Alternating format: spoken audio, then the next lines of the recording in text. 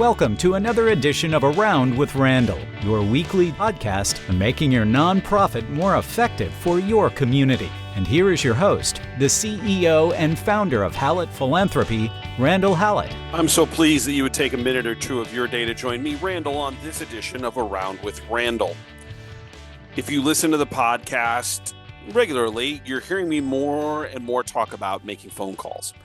And it seems to be coming up more and more often with the clients that I deal with, not just here in the United States. I have clients internationally that are sensing and feeling and dealing with something very similar, is that it's getting harder to get in front of people, particularly newer people we don't know, what we would classify as prospects.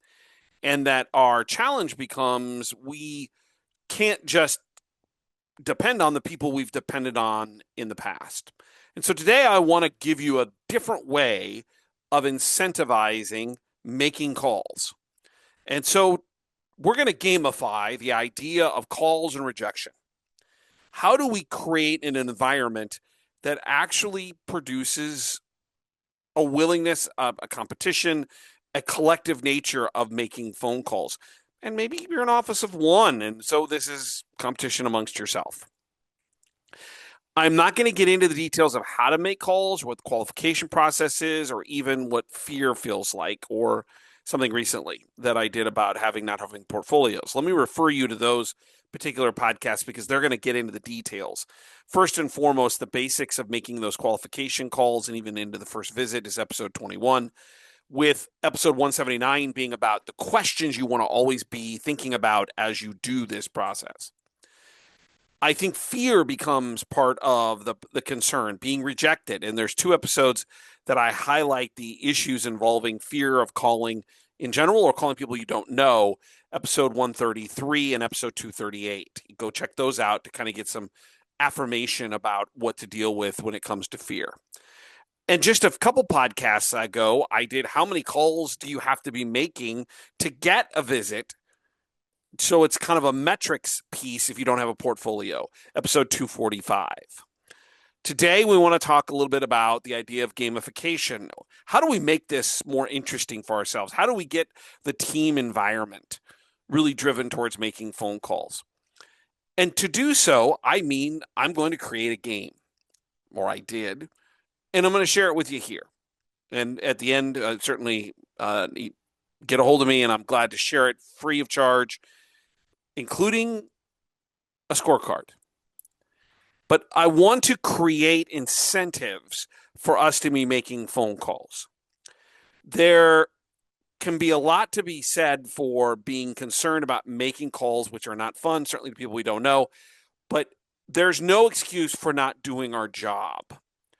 And that, whether we're using artificial intelligence, we're using text messages, emails, whatever, we're not going to replace outreach to people we don't know. So today is about calls, but I would certainly support the idea of using email as follow-up, not replacement. Still got to make calls. And texting as follow-up or setup, but not replacement. So what is it that I'm talking about? Well, what we know is there's probably 7 to 10 different responses that occur when we make a phone call. The easy one is we get the appointment and we're going to go see him and spend time talking about qualifying, requalifying, cultivating. Or they don't pick up, or they tell us to drop dead. Those are the easy ones. But there's other things that come as a part of this process.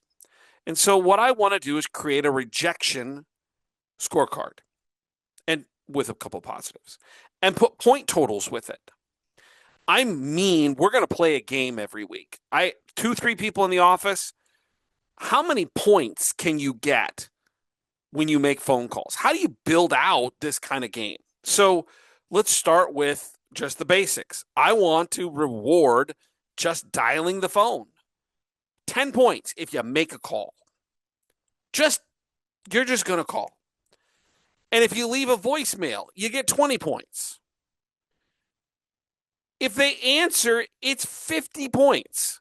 So if you call and they answer, we haven't done anything yet. You got 60 points right there. If they agree to a meeting, that's the positive. 100 points, because that's the golden chalice, what we're trying to do to get in front of people. What happens if they decline or say they're not interested? Yep, you get points for that too. 10 points. They confirm they don't want to meet with you, but they'll confirm an email or a phone number. You get 20 points for that. You can stay in touch with them in the future. They confirm that maybe there's a better time. Instead of saying, well, I'm not available next week, what about the week after? 20 points. They'll refer you to somebody else, i.e., is there anybody else you can think of that might be interested in what we do here at this organization? 30 points. They politely decline. They're not interested in talking with you. 15 points. They're really not very friendly. I'm going to give you an extra 5 points. That's 15 points. Why is this all important? I've learned by coaching my sons and daughters' teams that when I make it gamified, practice, drills, running, conditioning, whatever it is, people seem to get more interested, get more ingrained. Because people naturally are competitive. Some people are much more competitive than others. But there's a sense of camaraderie, of teamwork when we all do something together. When the team evolves towards success, then all of us, no matter if our individual part or not was uplifted, are part of the success practice. I'll take, for example, my son's 6th grade soccer team.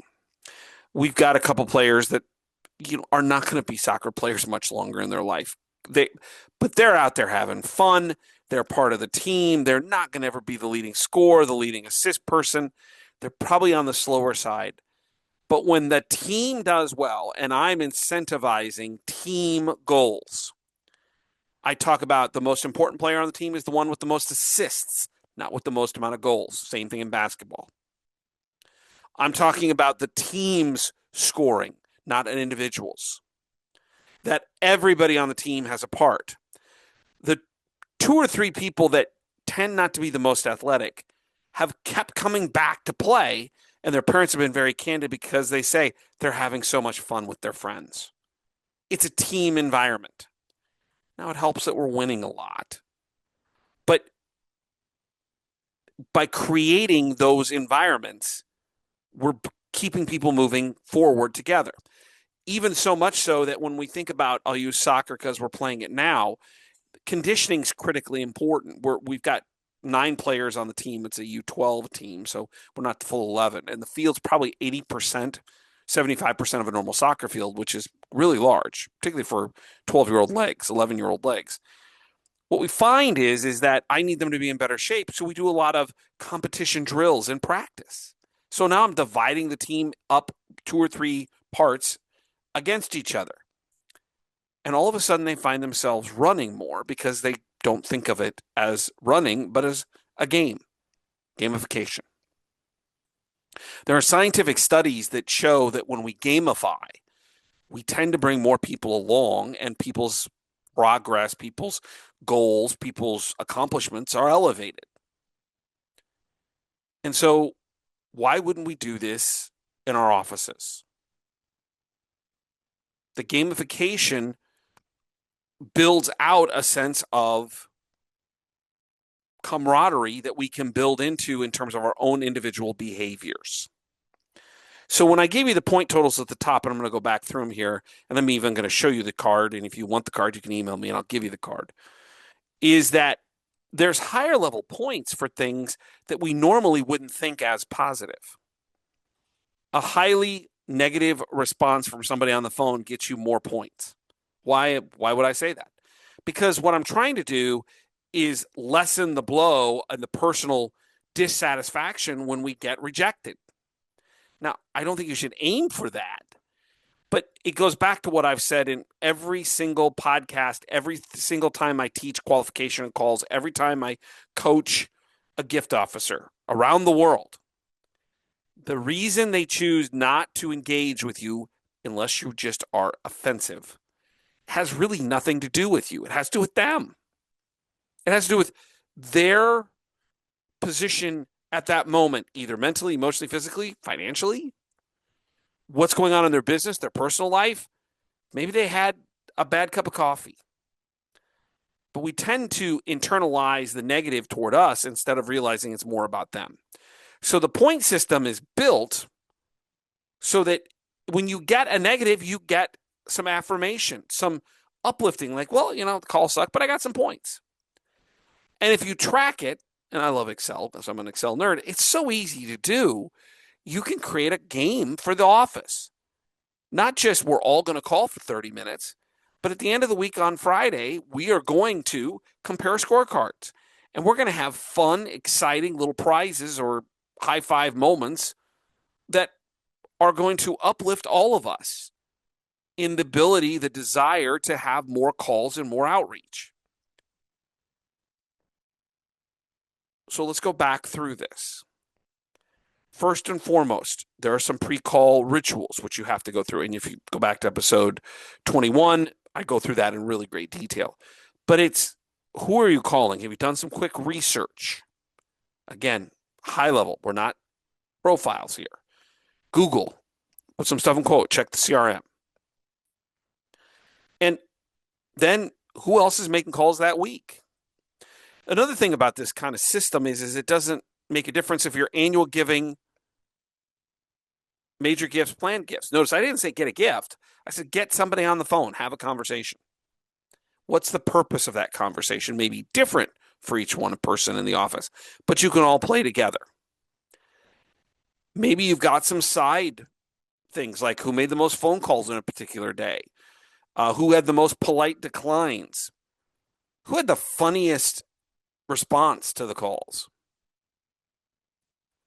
The tactical tip here is to position this gamification not only in a week or a month or whatever, but into daily activity, getting people on the phone.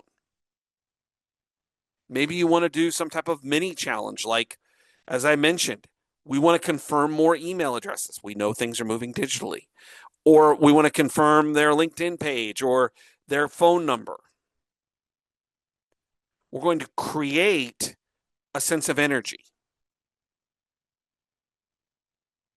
The other thing is that we want to also look at this longitudinally with some post-game or post-calling analysis, i.e., how did everybody feel about that? How many conversations did we have? How many meetings did we get? Who had the most amount of rejections? Who had the most amount of no responses? Maybe even we want a weekly award for the rejection of the week, Hall of Fame. This is all in part to build out a consensus that we have to get on the phone and we've got to do outreach. Too many of the gift officers I'm working with are sitting back and almost waiting for things to happen. Now, it's important to realize we want the best people to call. We talked about that specifically in episode 245. In a hospital, it's going to be grateful patients, and university or independent school, it's going to be alumni, most likely, or parents. We're not dialing from a phone book. We want something reasonable. But the idea is that we're looking for long-term behavioral challenges. Make more calls. So I'm going to go back through the point system, and then I'm going to hold up, if you're watching this on YouTube, I actually got a scoring sheet in Excel. All done for you. If you just dial a number, you get 10 points. If you leave a voicemail, you get 20. Want to leave the right voicemail. I'm not asking them to do anything. I'm going to call you back. If you wanted, here's my number. But we're wanted to say thank you for the gift, or thank you for your involvement, or your name came up in a conversation. A lot of different ways to leave a voicemail, but not making the onus on them. They answer the phone. You get 50 points. Now it's about positioning and the decision tree that goes along with helping them understand why you're calling. We'd love an opportunity to chat. Could we do so in person? If not, could we talk about it here? Maybe we're looking for an opinion on a project or opinion about our organization in the community. And we do a decision tree. Can I keep you in touch? And it's okay to bless and release. Yeah, 50 points. And if they decline, another 10 or 15, depending how polite they were. They agree to a meeting. Now, if you're an annual giving person, this one's a little harder because you may just be asking for $25, $50, $100, $500. You don't want a meeting. So maybe you have to adjust the point system. Even if they're not interested, they decline, they're polite, whatever, can you get an email address? We'd like to stay in touch. You're an alumnus of the institution. Or is there a better time for us to chat, to meet if you're not available now?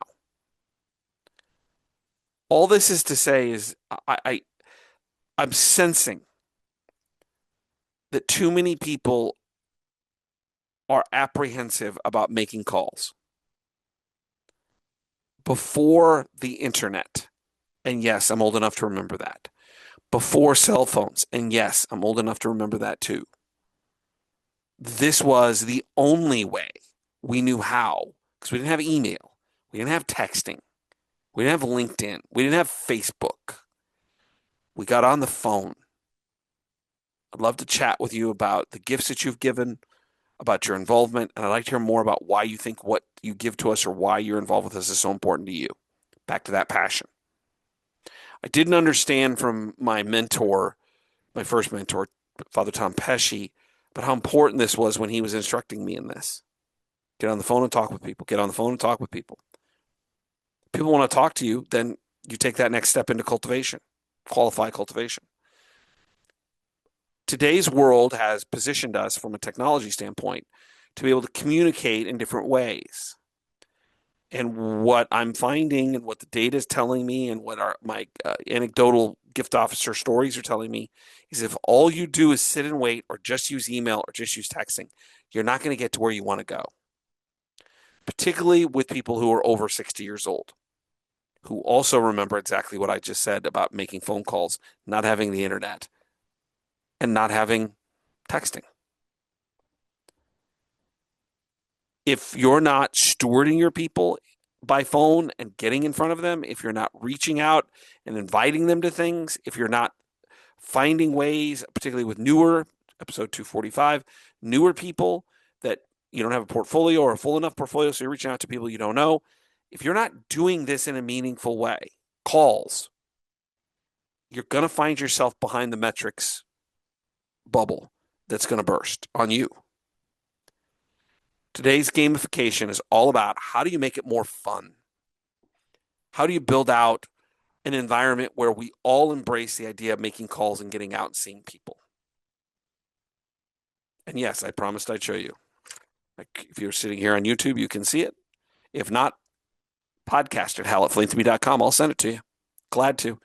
In Excel, all you got to do is put in how many of the things happened, and it automatically counts the points. Pretty easy. I just think we got to get out more. Gamification of calling and rejections. Realizing it's okay. Doing it as a team. Creating an environment where this is not only a wonderful opportunity to get out and talk about the things that are important to us, but it's imperative and it's necessary and it's obligatory to the gift getting process, the donor relationship building process. That's what my hope is today. Give you something fun to think about. A totally different off the world kind of working against what Randall talks about in terms of picking one subject and going, but here's a subject with an answer. And hopefully maybe some of you will take advantage of it. It'd be fun to hear the stories. Make sure to get back to me. And if you'd like, again, spreadsheet up here on YouTube. And if you're doing this via voice, podcast at hal@philanthropy.com. Glad to email it to you. Don't forget to check out the blogs at hal@philanthropy.com, 2 per week. Just finished a 3-part series on and if you're listening on this, it would have been a little while ago, potentially, but on the Giving Pledge and is it working and it's not, and what's happening and how we're looking more and more like, from a wealth perspective, like the Gilded Age and what actually happened. And then what happens if we could just get more of those dollars that are in DAFs and in private foundations and in these large accumulated asset pools of individuals out into the world to make the world a better place. 3-part series. Kind of interesting to me. something to read, blogs at hallettphilanthropy.com. And if you'd like to email me, again, that's podcast at hallettphilanthropy.com. It's up and down, left and right, a little bit shaky. It's kind of like at the end of the movie Grease. John Fulton and Olivia Newton-John are on that shaker, up and down as they're singing the last song in that great musical. That's topsy-turvy a little bit. That's what we're dealing with in the world. It's not as steady as the way it feels. Philanthropy has an amazing way. Nonprofits have an amazing way of filling gaps when these topsy-turvy times happen for people that are trying to figure things out. Organizations and priorities in the community. What you're doing is serving that mission. And I can't imagine a better way of spending a career. You're making a difference, whether you're a board member, the CEO, a gift officer, maybe you're just an office staff member and you're doing unbelievably important work in supporting others. You're in data, you're in prospect management research. Only works if we all pull together. And in doing so, you get to my favorite adage. Some people make things happen. Some people watch things happen. Then there are those who wondered what happened. You're someone who makes things happen for the people and the places and the things, the organizations, and the moments where people and everyone else is wondering what happened. That's the essence of philanthropy. I hope you understand that, appreciate it, and embrace that opportunity. I'll look forward to seeing you the next time right back here on the next edition of Around with Randall. Don't forget, make it a great day.